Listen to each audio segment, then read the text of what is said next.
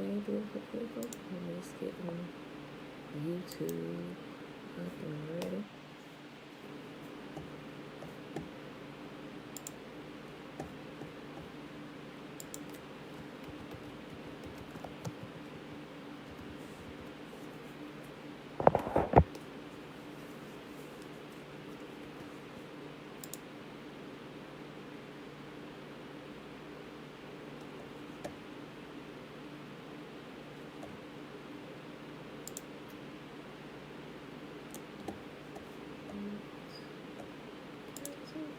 Sabona.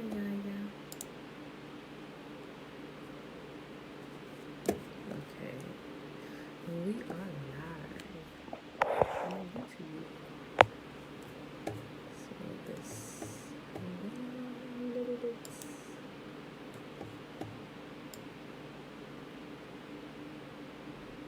Okay.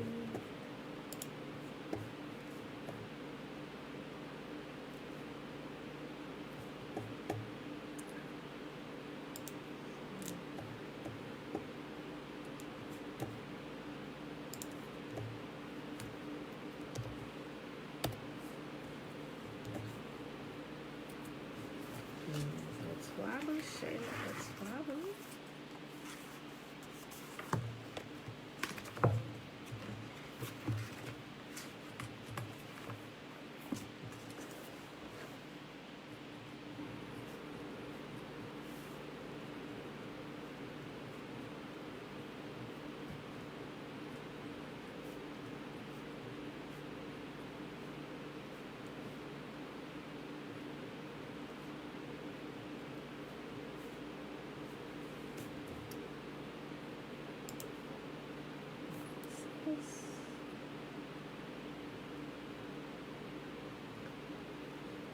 All right, beautiful people.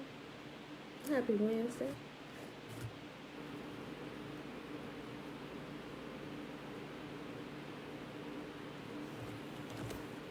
All right, it is March the 17th, 2021. Day 104 of year 3 of reading through the books of the law and the prophets and of the 3-year consecutive day count. Day 773. Yes, those without the Sabbath days and the feast day Sabbath days added into the count. Judges chapter 19, 20, and 21 is what we are reading today.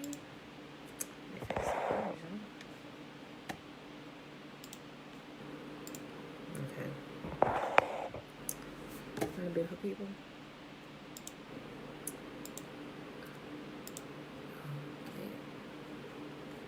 Grand rising, auntie. Alright, that's wobble, Alicia. Yeah, Katrina, that's wobble. Alright, y'all, let's start with the Shema.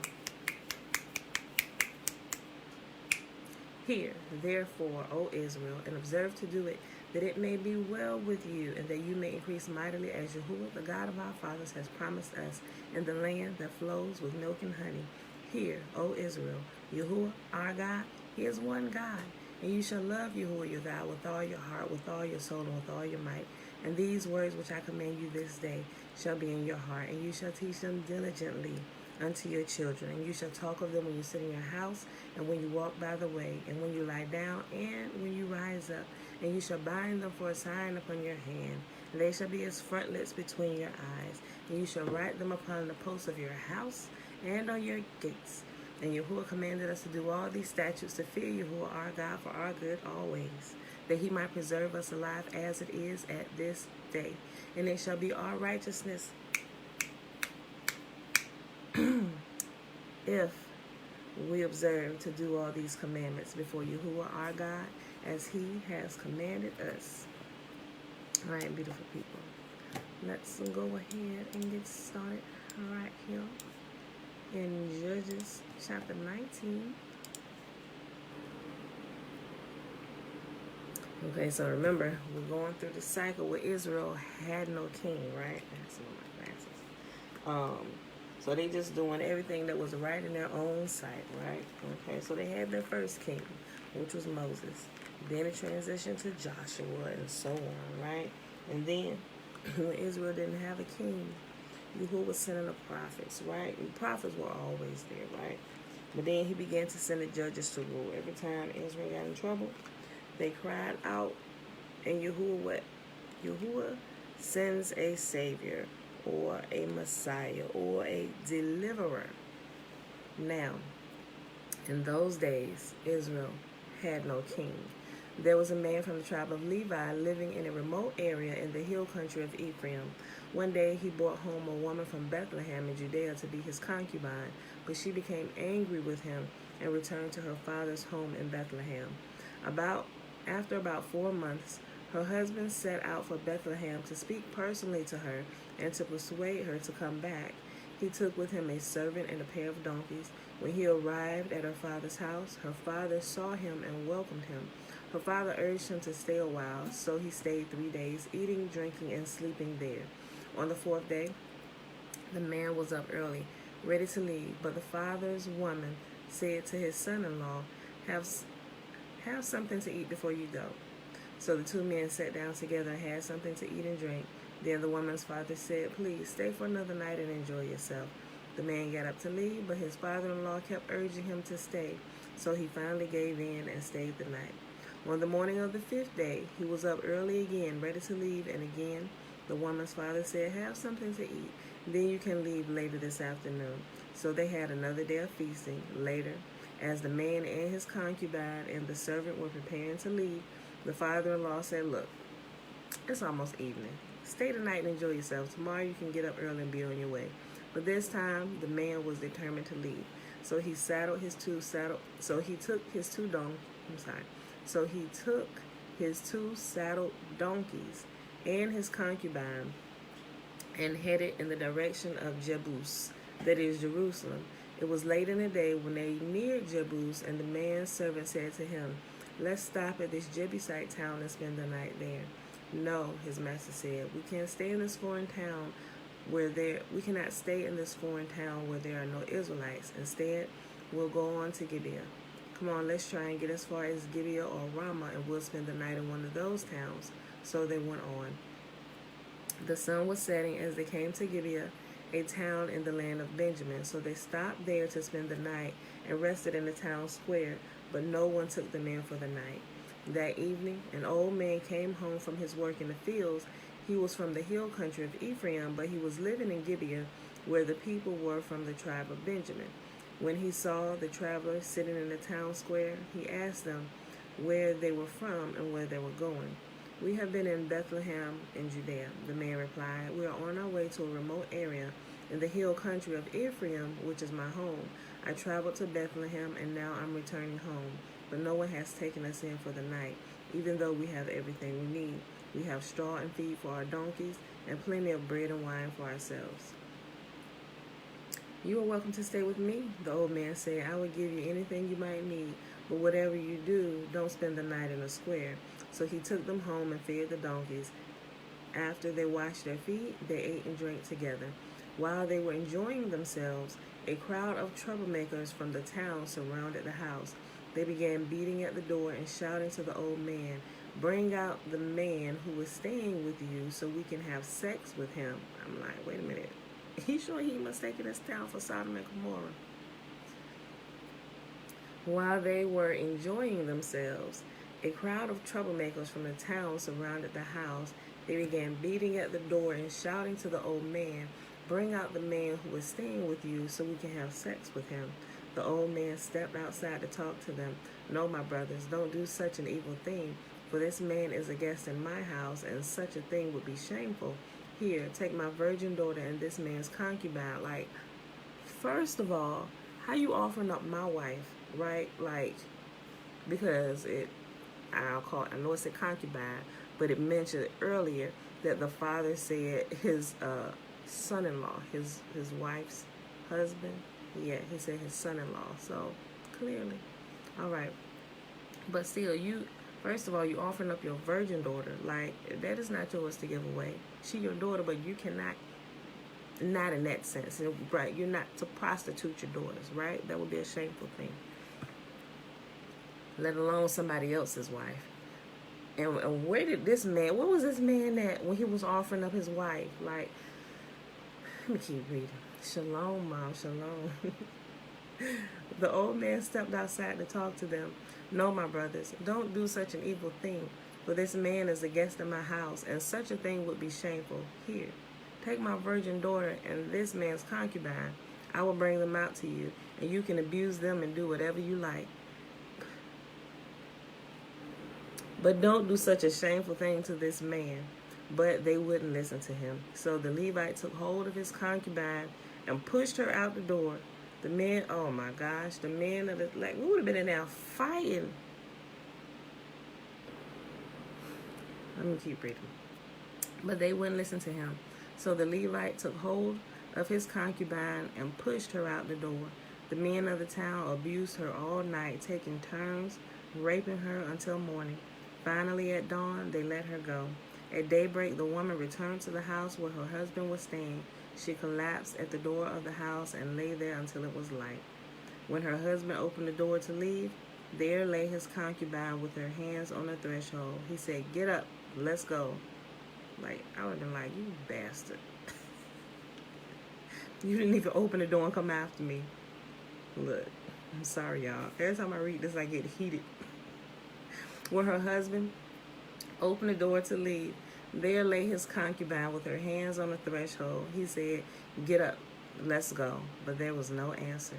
So he put her body on his donkey and took her home. When he got home, he took a knife and cut his concubine's body into 12 pieces. Then he set one piece to each tribe throughout the territory of Israel. Everyone who saw it said, "Such a horrible crime has not been committed in all the time since Israel left Egypt." Think about it. What are we going to do? Who is going to speak up?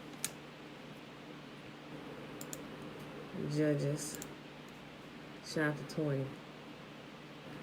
Then all the Israelites were united as one man, from Dan in the north to Beersheba in the south, including those across the Jordan in the land of Gilead. The entire community assembled in the presence of Yahuwah at Mizpah. The leaders of all the people and all the tribes of Israel, 400,000 warriors armed with swords, took their positions in the assembly of the people of Yahuwah. Word soon reached the land of Benjamin that the other tribes had gone up to Mizpah. The Israelites then asked how this terrible crime had happened. The Levite, the husband of the woman who had been murdered, said husband, although he was calling her his concubine. It was clearly his wife. The Levite, the husband of the woman who had been murdered, said, "My concubine and I came to spend the night in Gibeah, a town that belongs to the people of Benjamin." That night, some of the leading citizens of Gibeah surrounded the house, planning to kill me, and they raped my concubine until she was dead. So I cut her body into 12 pieces and sent the pieces throughout the territory assigned to Israel. For these men have committed a terrible and shameful crime. Now then, all of you, the entire community of Israel, must decide here and now what should be done about this. Now, first of all, let's address why you didn't go after your wife, right? Like you stayed in there to save your own butts, literally. And then, like, you just travel all this way because she got pissed with you and left. Traveled cities to go back home to her father's house.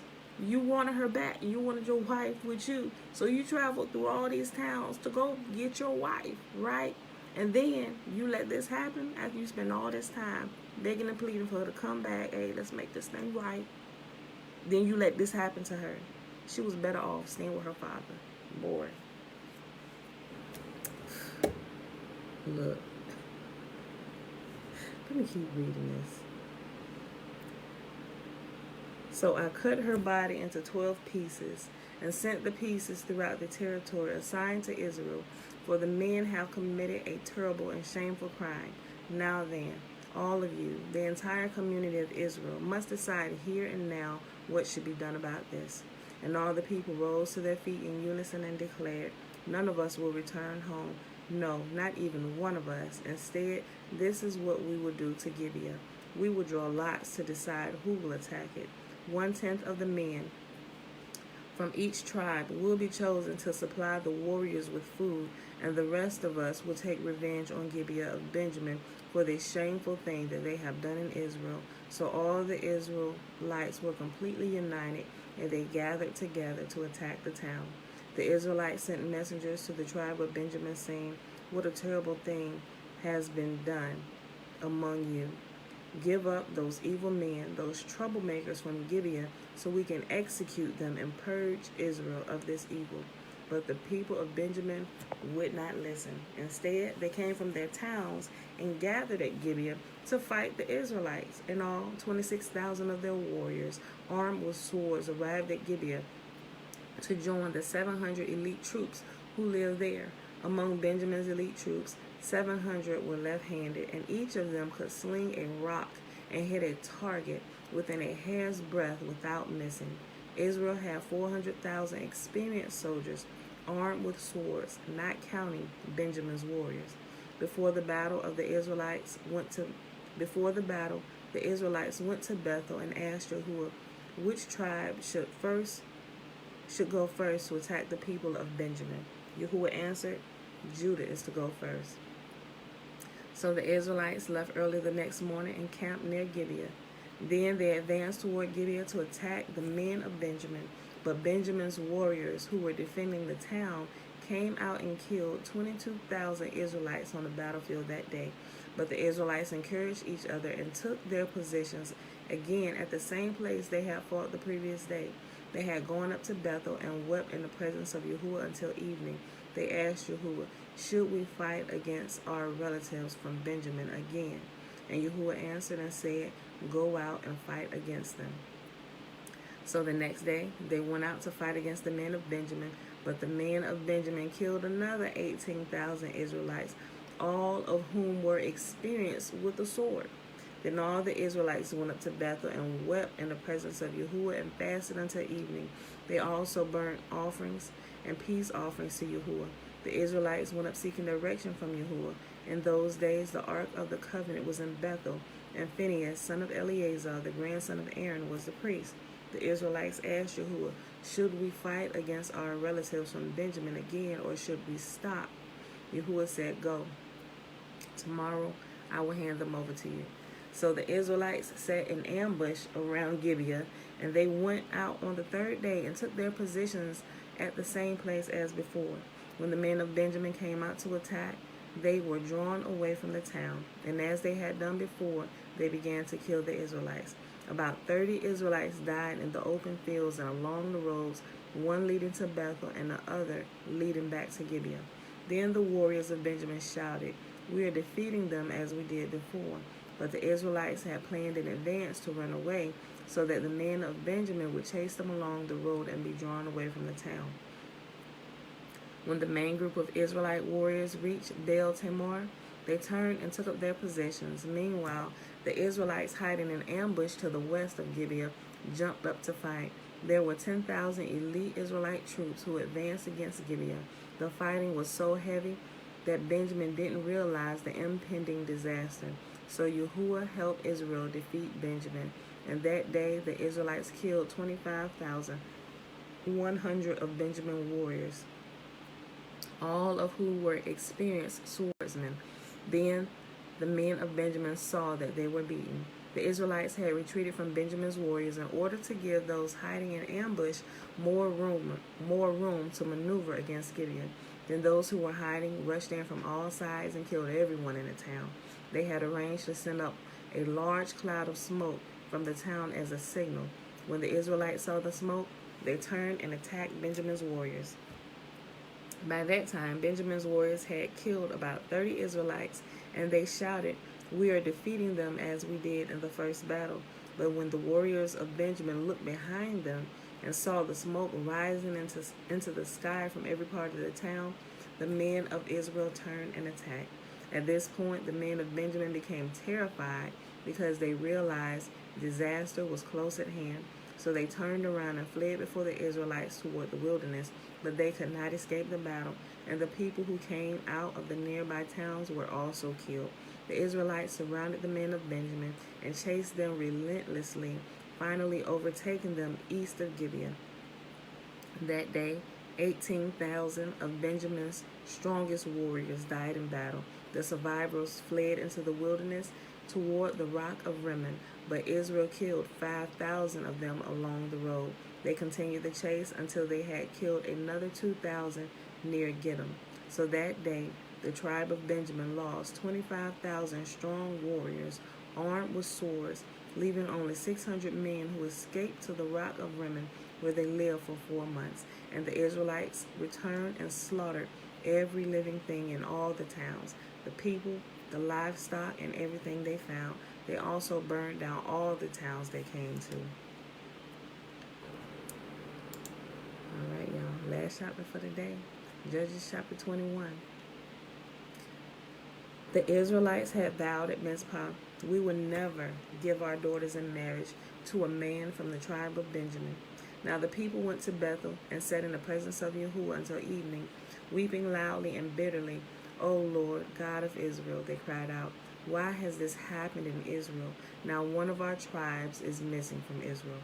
Early the next morning, the people built an altar and presented their burnt offerings and peace offerings on it. Then they said, "Who among the tribes of Israel did not join us at Mizpah when we held our assembly in the presence of Yahuwah?"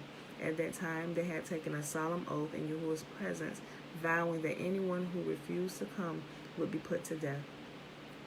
The Israelites felt sorry for their brother Benjamin and said, "Today, one of the tribes of Israel has been cut off. How can we find wives for the few who remain, since we have sworn by Yahuwah not to give them our daughters in marriage?" So they asked, "Who among the tribes of Israel did not join us at Mizpah when we assembled in the presence of Yahuwah?"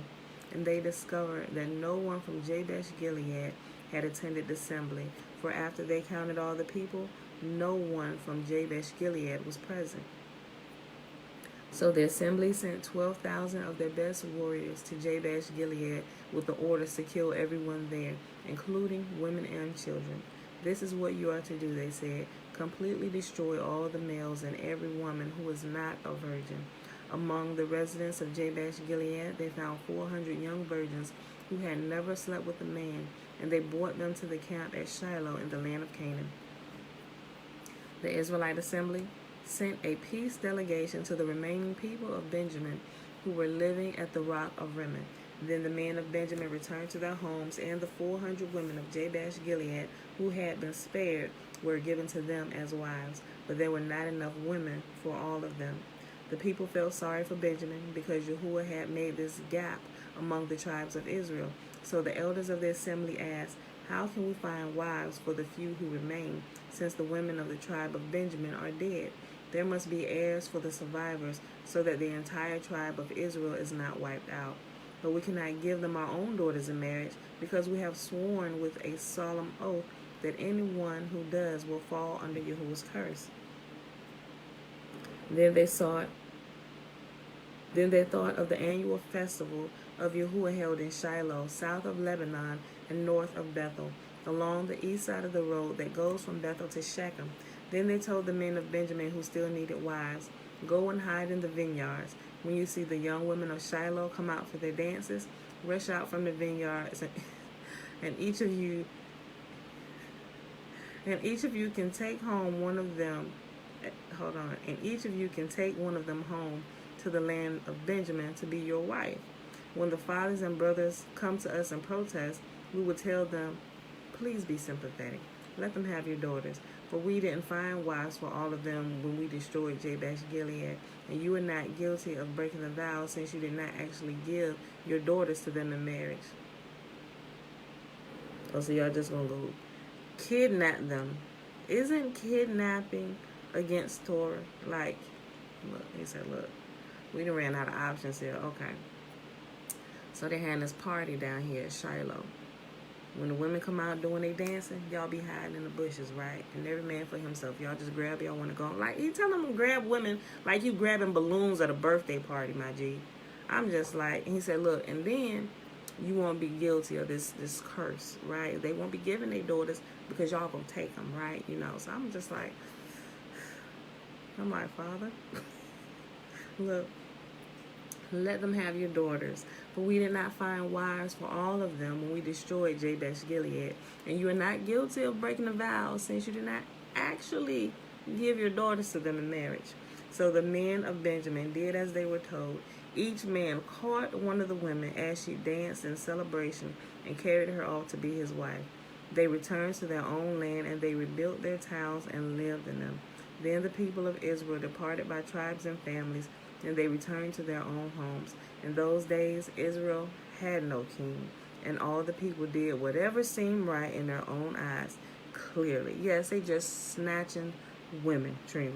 Look, they didn't have a king. They said right here, in those days, Israel had no king, and all the people did whatever seemed right in their own eyes. All right, y'all. Breaking all kinds of commands. Look. Shalom, Josiah. All right, let's go ahead and hop on over here to the Legends of the Jews and pick up where we left off at yesterday with David's piety and his sin. All right, y'all. So we're on page 416. We are in volume 4, and the subsection is David's piety and his sin. If you've been following along, you should remember the chapter. All right. Neither his great achievements in war nor his remarkable good fortune moved David from his pious ways, or in aught changed his mode of life. Even after he became king, he sat at the feet of his teachers. Hold on, did I read this part? I did. I'm sorry. I did. I wrote it down right. I started at the wrong page. I'm sorry. We read the section already.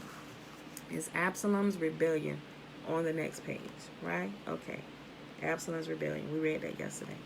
Of all the punishments, however, inflicted upon David, none was so severe as the rebellion of his own son. Absalom was of such gigantic proportions that a man who himself was of extraordinary size, Absalom was of such gigantic proportions that a man who was himself of extraordinary size, standing in the eye socket of his skull, sank down into his nose. What?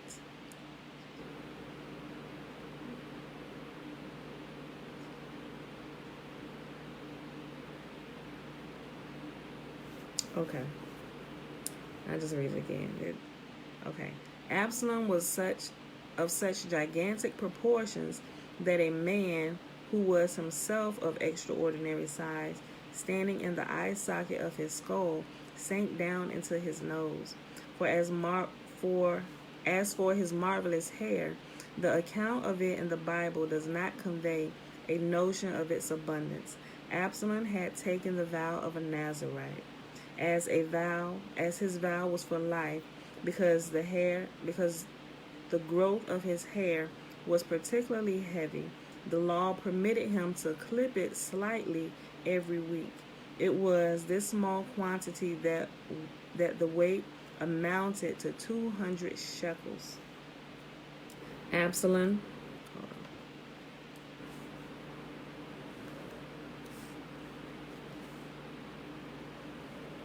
let me check this out. So when your Nazarite vow is for life, it says that the law permitted him to clip it slightly every week. Okay. As his vow was for life, and because the growth of his hair was particularly heavy, the law permitted him to clip it slightly every week. It was of this small quantity that the weight amounted to 200 shekels. Absalom arranged for his audacious rebellion with great cunning. He secured a letter from his royal father, empowering him to select 2 elders for his suite in every town he visited. With this document, he traveled through the whole of Palestine. In each town he went to, the 2 most distinguished men. In each town, he went to the 2 most distinguished men and invited them to accompany him, at the same time showing them what his father had written and assuring them that they had been chosen by him because he had a particular affection for them. So he succeeded in gathering the presidents of 200 courts about him. This having been accomplished, he arranged a large banquet at which he seated one of his emissaries between every two of his guests for the purpose of winning them over to his cause. The plan did not succeed wholly, for though the elders of the town stood by Absalom, in their hearts they hoped for David's victory. The, the knowledge that a part of Absalom's following sided with him in secret, that though he was pursued by his son, his friends remained true to him, somewhat consoled David in his distress. He thought that in these circumstances, if the worst came to worst, Absalom would at least feel pity for him. At first, however, the despair of David knew no bounds. He was on the point of worshiping an idol when his friend Hushai the Archite approached him, saying, "The people will wonder that such a king should serve idols." David replied, "Should a king such as I be killed by his own son?" Mourning. It is better for me to serve idols than that Yahuwah should be responsible for my misfortune and his name be thus desecrated. Hushai reproached him, "Why did thou marry a captive? There is no wrong in that." Replied David, It is permitted according to the law. Hereupon Hushai, "But thou did disregard the connection between the passage permitting it and the one that follows almost immediately after it in the scriptures, dealing with the disobedient and rebellious son, the natural issue of such a marriage. But thou did disregard the connection between the passage permitting it and the one that follows almost immediately after it in the scriptures, dealing with the disobedient and rebellious son, the natural issue of such a marriage." Hushai was not the only faithful friend and adherent David had. Some came to his rescue unexpectedly, as for instance, Shobai, the son of Nahash, who is identical with the Ammonite king Huan, the enemy of David at first, and later his ally. Barzillai, another one of his friends in need, also surprised him by his loyalty. For on the whole, his moral attitude was not the highest conceivable. Absalom's end was best beset with terrors. When he was caught in the branches of the oak tree, he was about to sever his hair with a sword stroke, but suddenly he saw hell yawning beneath him, and he preferred to hang in the tree instead of throwing himself into the abyss alive. Absalom's crime indeed was of a nature to deserve the supreme torture, for which reason he is one of the few Hebrews who will have no portion in the world to come. His abode is in hell, where he is charged with the control of 10 heathen nations in the second division. Whenever the avenging angels sit in judgment on nations, they desire to visit punishment on Absalom too, but each time a heavenly voice is heard to call out, "Do not chastise him, do not burn him. He is a Hebrew, the son of my servant David." Whereupon Absalom is set up upon his throne and is accorded the treatment due to a king.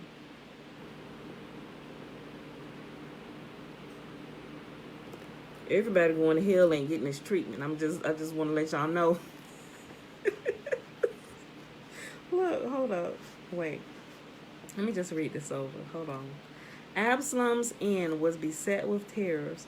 When he was caught in the branches of the oak tree, he was about to sever his hair with a sword stroke, but suddenly he saw hell yawning beneath him, and he preferred to hang in the tree to throwing himself into the abyss alive. Absalom's crime was indeed of a nature to deserve the supreme torture, for which reason he is one of the few Hebrews who have no portion in the world to come. His abode is in hell, where he is charged with the control of 10 heathen nations in the second division. Whenever the avenging angels sit in judgment on the nations, they desire to visit punishment on Absalom too, but each time a heavenly voice is heard to call out, "Do not chastise him, do not burn him. He is a Hebrew, the son of my servant David." Whereupon Absalom is set up upon his throne, and is accorded the treatment due to a king. That the extreme penalties of hell were thus averted from him was on account of David's eightfold repetition of his son's name and his lament over him. Besides, David's intercession had the effect of reattaching Absalom's severed head to his body. Good morning, Kathy. After his death, Absalom was childless, for all his children, his 3 sons and his daughter, died before him as a punishment for his having set fire to a field of grain belonging to Joab. David's atonement. All these sufferings did not suffice to atone for David's sin. Yahuwah once said to him, "How much longer shall this sin be hidden in thy hand and remain untoned? On thy account the priestly city of Nob was destroyed. On the account of Doeg the Edomite was cast out of the communion of the pious, and on thy account Saul and his 3 sons were slain. What dost thou desire now? That thy household should perish, or that thyself shouldest be delivered into the hands of thy enemies?" David chose the latter doom. It happened one day when he was hunting. Satan, in the guise of a deer, enticed him further and further into the very territory of the Philistines, where he was recognized by Ishbi the giant, the brother of Goliath, his adversary. Desirous of avenging his brother, he seized David and cast him into a winepress, where the king would have to suffer a torturous end if by a miracle the earth beneath him had not begun to sink, and so saved him from instantaneous death. His plight, however, remained desperate, and it required a second miracle to rescue him.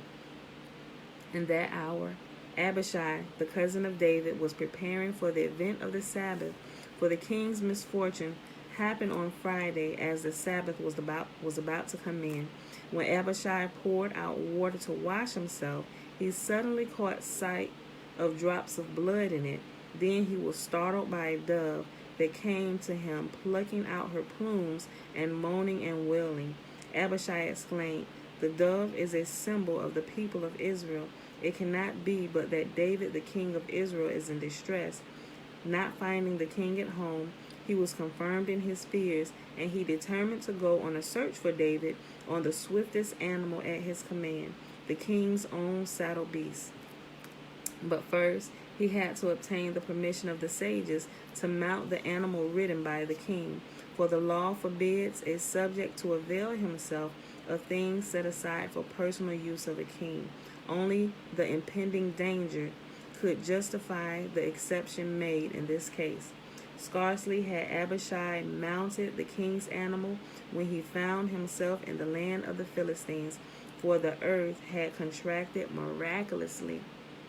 He met Ophrah, the mother of the 4 giant sons. She was about to kill him, but he anticipated the blow and slew her. Remember, this was the woman, one of the daughters of Naomi, right, which gave birth to Goliath and 3 of his giant brothers. It was her that just got murdered.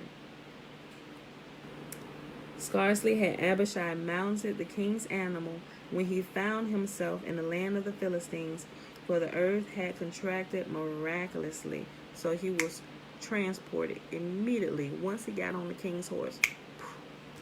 These things was happening all the time for us people. Listen, and it's still happening in places. People just don't know about it. He met Ophrah, the mother of the 4 giant sons. She was about to kill him, but he anticipated the blow and slew her. Ishbi, seeing that he now had 2 opponents, stuck his lance into the ground and hurled David up in the air in the expectation that when he fell, he would be transfixed by the lance. At that moment, Abishai appeared, and by pronouncing the name of Yahuwah, he kept David suspended twixt heaven and earth, or suspended between heaven and earth. The giant came and pulled David up, tossed him up. He put his sword or his lance into the ground, got David, tossed him up in the air, hoping that when he came down, he would fall on that sword. Abishai appeared immediately, pronounced the ineffable name of Yahuwah, not Yahuwah, but he pronounced the ineffable name, the secret name of war, right? Which wreaks havoc all across the land for the sons and daughters of the Most Holy, right? He announced, he spoke, listen. Abishai, at that moment, Abishai appeared, and by pronouncing the name of Yahuwah, he kept David suspended between heaven and earth. Abishai questioned David how such plight had overtaken him, and David told him of his conversation with Yahuwah and how he himself had chosen to fall into the hands of the enemy rather than permit the ruin of his house. David's like, okay, so what happened was, like, looking while he's suspended in the air. Abishai, David, how did this happen, man? David sitting in the middle of the air. Okay. This what happened, Abishai. Look.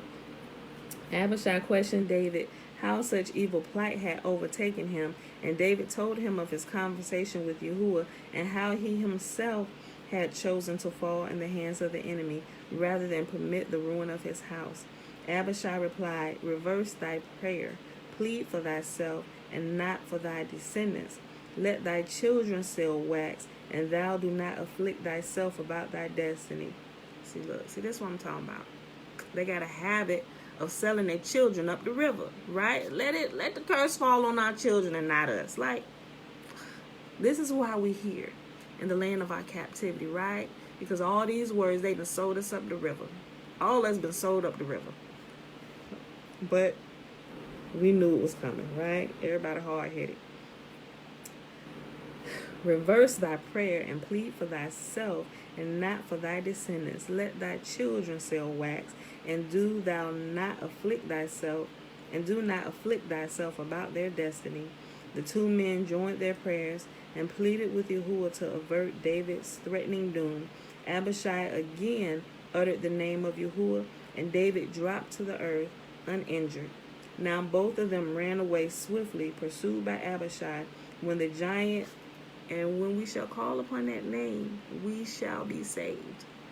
David was about to die, fall on the sword. The ineffable name of Yahuwah was pronounced and saved him, stopped him from falling, suspended him in air. What's going on, David? Reverse thy prayer. He pronounced Yahuwah's name again, which decreased the impact he would have had, and David hit the ground without being harmed. They took off running.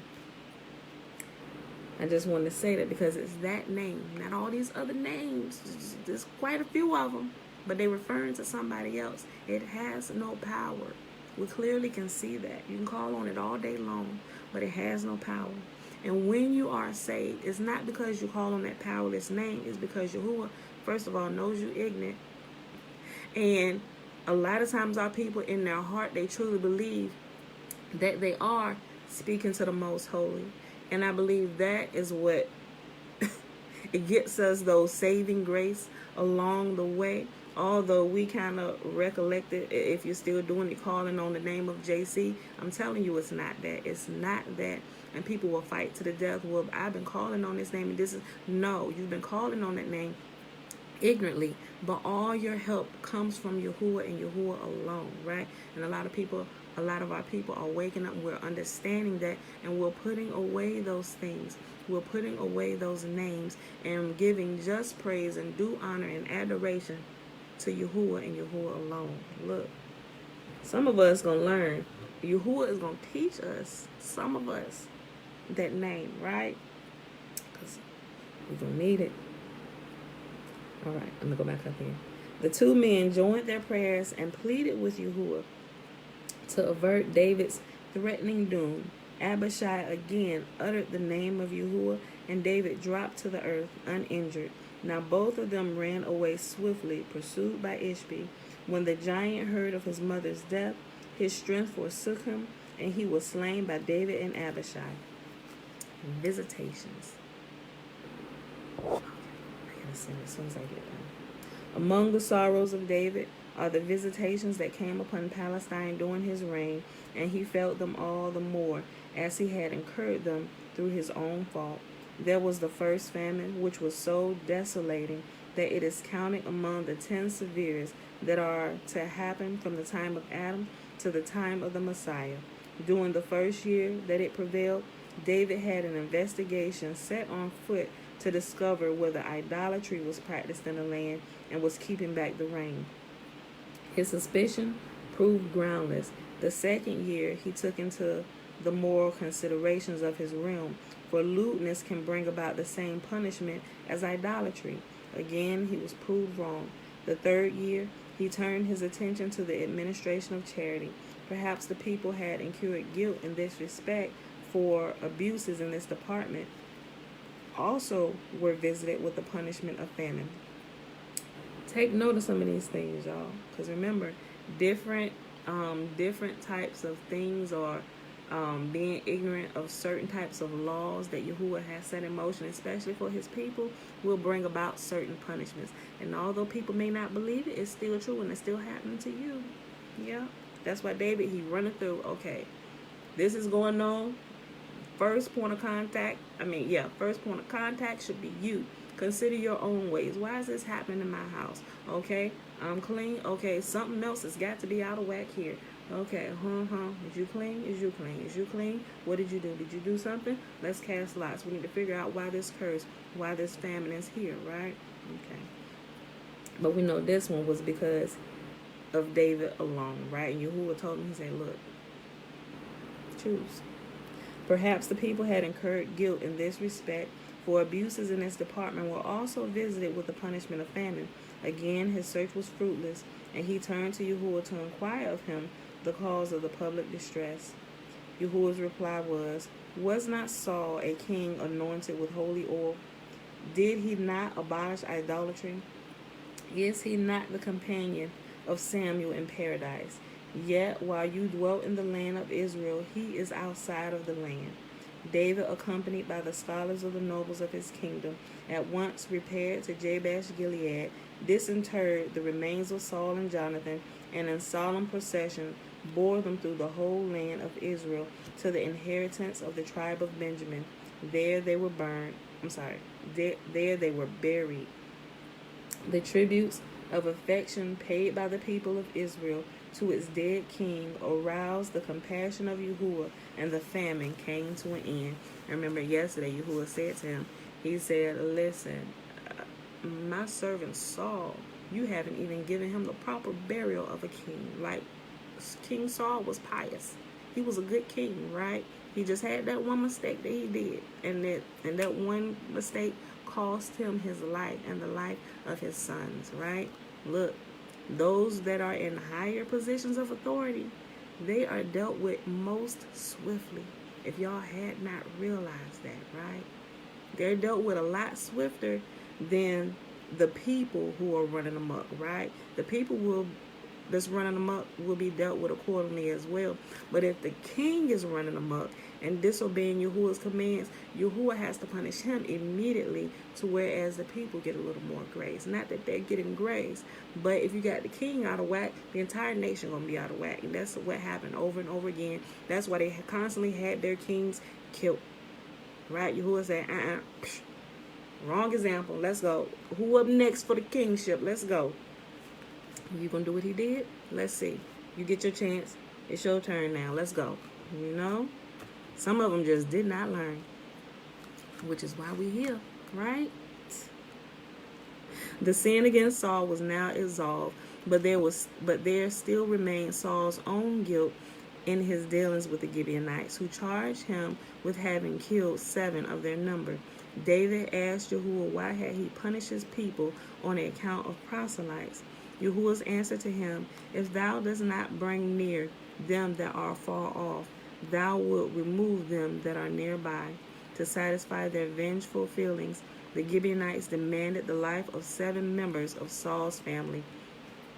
David sought to mollify them representing to them that they would derive no benefit from the death of their victims, and offering them silver and gold instead. But though David treated them each one individually, the Gibeonites were relentless. When he realized their hardness of heart, he cried out, three qualities Yahuwah gave unto Israel.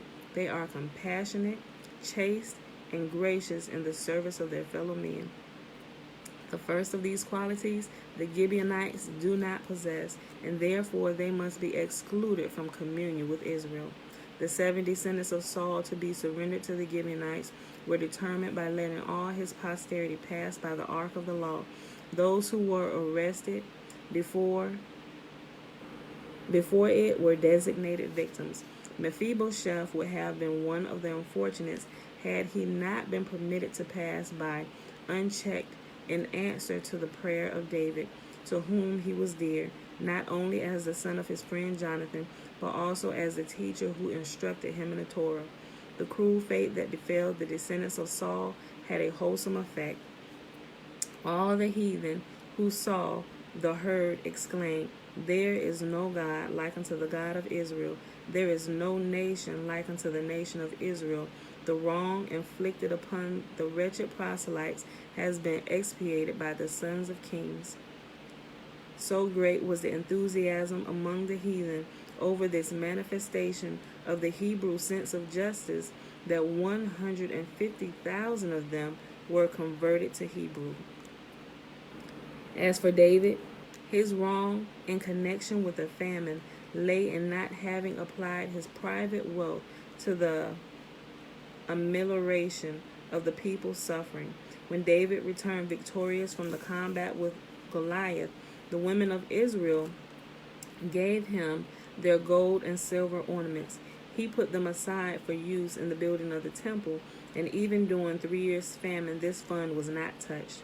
Yahuwah said, Thou didst refrain from rescuing human beings from death in order to save thy money for the temple. Verily, the temple shall not be built by thee, but by Solomon. David is still more blameworthy on account of the census which he took of the Israelites in defiance of the law in the Pentateuch. When he was charged by the king with the task of numbering the people, Joab used every effort to turn him away from his intention, but in vain. And since David said, Either thou art king and I am the general, or I am the king and thou art the general, Joab had no choice but to obey. He selected the tribe of Gad as the first to be counted because he thought that the Gadites, independent and self-willed, would hinder the execution of the royal order, and David would be forced to give up his plan of taking the census. The Gadites disappointed the expectations of Joab, and he betook himself to the tribe of Dan, hoping that if Yahuwah's punishment descended, it would strike the idolatrous Danites. Disliking his mission as he did, Joab spent 9 months in executing it, though he might have dispatched it in a much shorter time. Nor did he carry out the king's orders to the letter. He himself warned the people of the census. If he saw the father of a family have 5 sons, he would bid him to conceal a few of them. Following the example by Moses, he omitted the Levites from the enumeration, likewise the tribe of Benjamin, because he was entertained particularly grave apprehensions in behalf of this greatly decimated tribe. In the end, Dan was not informed of the actual number obtained. Joab made 2 lists, intending to give the king a partial list if he found that he had no suspicion of ruse. The prophet Gad came to David and gave him the choice of famine, oppression by enemies, or the plague as the penalty for the heavy crime of popular census taking. David was in the position of a sick man who is asked whether he prefers to be buried next to his father or next to his mother. The king considered, If I choose the calamities of war, the people will say, He cares little. He has his warriors to look to. If I choose famine, they will say, He cares little. He has his riches to look to. I shall choose the plague, whose scourges strike all alike. Although the plague raged but a very short time, it claimed a large number of victims. The most serious loss was the death of Abishai, whose piety and learning made him the counterpoise of a host of 75,000. David raised his eyes on high, and he saw the sins of Israel heaped up from heaven to earth. In the same moment, an angel descended and slew his 4 sons, the prophet Gad and the elders who accompanied him. David's terror at this sight, which was but increased when the angel, wiping his dripping sword on the king's garments, settled. Oh my gosh. Look. After the angel slaughtered them, he came to David and wiped his sword on King David's garments. David's terror at this sight, which was but increased when the angel wiped his dripping sword on the king's garments, settled in his limbs, and from that day on they never ceased to tremble. Okay, y'all. We're going to read this next section, and then we're going to be... Ooh. It's short. We might read 2. Okay, we'll get through 2. The death of David. David once sought to tell Yahuwah when he would die. David once besought Yahuwah to tell him when he would die. His petition was not granted, for Yahuwah has ordained that no man shall foreknow his end. One thing, however, was revealed to David, that his death would occur.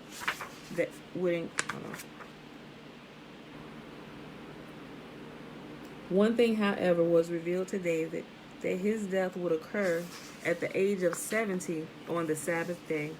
David desired that he might be permitted to die on Friday. This wish, too, was denied him, because Yahuwah said that he delighted more in one day passed by David in the study of Torah than in a... Hold on.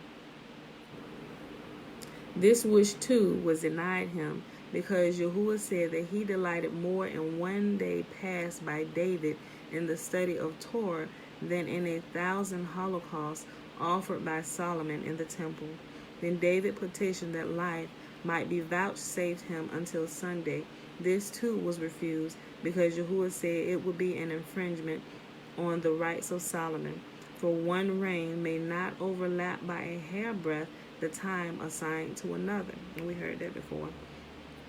Therefore, thereafter, David spent every Sabbath exclusively in the study of the Torah, in order to secure himself against the angel of death, who had no power to slay a man while he is occupied with the fulfillment of Yahuwah's commandments.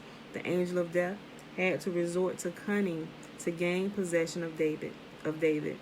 One Sabbath day, which happened to be also the Pentecost holiday, the king was absorbed in study when he heard a sound in the garden. He rose and descended the stairway leading from his palace to the garden to discover the cause of the noise.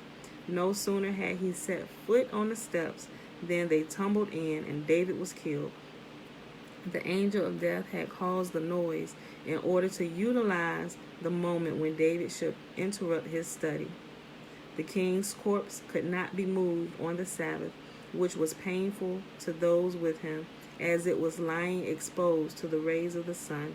So Solomon summoned several eagles, and they stood guard over the body, shading it with their outstretched pinions.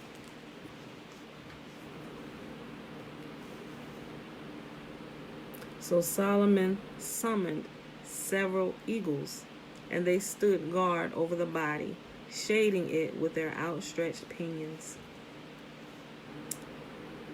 David in paradise. The death of David did not mean the end of his glory and grandeur. It merely caused a change of scene. In the heavenly realm, as on earth, David ranks among the first. The crown upon his head outshines all others. And when he moves out of paradise to present himself before Yahuwah, suns, stars, angels, seraphim, and other holy beings run to meet him. In the heavenly courtroom, a throne of fire of gigantic dimensions is erected for him, directly opposite to the throne of Yahuwah.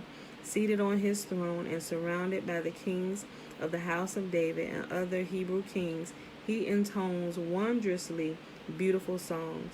At the end, He always cites the verse, Yahuwah reigns forever and ever, to which the archangel Metatron and those with him reply, Holy, holy, holy is the Lord of hosts.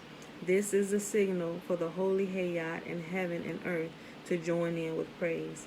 Finally, the kings of David's house sing the verse, and Yahuwah shall be king over all, and in that day Yahuwah shall be one, and his name one. The greatest distinction be accorded to David is the greatest distinction to be accorded to David is reserved for the judgment day, when Yahuwah will prepare a great banquet in paradise for all the righteous. At David's petition, Yahuwah himself will be present at the banquet and will sit on his throne. Opposite to David's throne will be placed. Opposite to which David's throne will be placed. At the end of the banquet, Yahuwah will pass the wine cup over which grace is said to Abraham with the words, Pronounce the blessing over the wine, thou who art the father of the pious world. Abraham will reply, I am not worthy to pronounce the blessing, for I am the father also of the Ishmaelites who kindle Yahuwah's wrath. Yahuwah will then turn to Isaac, Say the blessing, for thou wert bound upon the altar as a sacrifice. I am not worthy, he will reply, for the children of my son Esau destroyed the temple. Then to Jacob, Do thou speak the blessing, thou whose children were blameless? Jacob will also decline the honor on the ground that he was married to two sisters at the same time, which later was strictly prohibited by the Torah. Yahuwah will then turn to Moses, Say the blessing, for thou didst receive the law and did fulfill its precepts. Moses will answer, I am not worthy to do it, seeing that I was not found worthy to enter the Holy Land. Yahuwah will next offer the honor to Joshua, who both led Israel into the Holy Land and fulfilled the commandments of the law. He too will refuse to pronounce the blessing because he was not found worthy to bring forth a son. Finally, Yahuwah will turn to David with the words, Take the cup and say the blessing, thou, the sweetest singer in Israel and Israel's king. David will reply, Yes, I will pronounce the blessing, for I am worthy of the honor. Then Yahuwah will take the Torah and read the various passages from it, and David will recite a psalm in which both the pious in paradise and all the wicked in hell will join with a loud amen. Thereupon Yahuwah will send his angels to lead the wicked from hell to paradise. And we will pause there. Let that sink down in your shana now. All right, y'all. That was Legends of the Jews. We started on page 417. Now we pause right here on page 420. And we will pick up the rest of this starting with the family of David tomorrow. And we'll read about his tomb. We read Judges 19, 20, and 21. It is March the 17th, 2021, Wednesday, day 104 of year 3 of reading through the books of the law and the prophets and of the 3-year consecutive day count. Day 773. And that is without the Sabbath days, nor the feast day, Sabbath days added into the count. All right, beautiful people. So let's go ahead over here and do the blessing, which is found in Numbers chapter 6, verses 22 through 27. Remember, the Nazarite vow is the first 21 verses, right? Okay. And Yahuwah spake unto Moses, saying, Speak unto Aaron and unto his sons, saying, On this wise ye shall bless the children of Israel, saying unto them, May Yahuwah bless us and keep us. May Yahuwah make his face to shine upon us and be gracious unto us. May Yahuwah lift up his countenance upon us and give us peace. And they shall put my name upon the children of Israel, and I will bless them. Okay, beautiful people, remember, we are preparing for Passover and Feast of Unleavened Bread. So check through your house. Make sure you get all the leaven and yeast products and byproducts out of your homes. All right, y'all. It's a remembrance feast, a memorial feast, and we're to do it to keep Yahuwah's commands and what he has done for us fresh in the forefront of our memories. Right here, right here. right there. So we always remember, we never forget, and we continue to walk uprightly while we walk this earth. All right, beautiful people. Gotta go. Gotta get work done. All right, so love y'all. I see y'all here same time tomorrow morning, 7:15 a.m. Eastern Standard Time. I didn't see any questions. I already scanned real quick with my eyes. All right, y'all. Love y'all. See y'all in the morning. Peace.